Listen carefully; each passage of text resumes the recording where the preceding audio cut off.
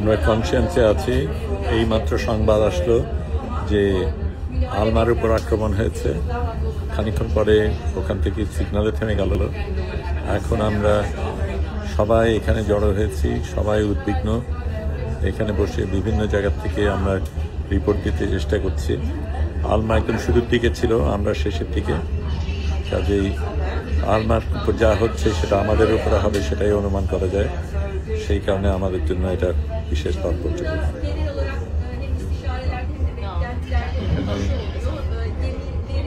অনেক দেশের মানুষ রয়েছে, প্রত্যেকেই যে যার মতন তার নিজের দেশে জানানোর চেষ্টা করছে।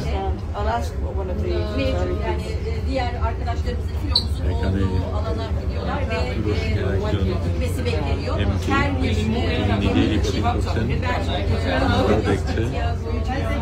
তুরস্কে আমরা সবাই দেখছি। খানিকক্ষণ আগে ঝড় শুরু হয়েছে, আমরা ঝড়ের একটু আগে বেরিয়ে আসতে পেরেছি, ধরেনি।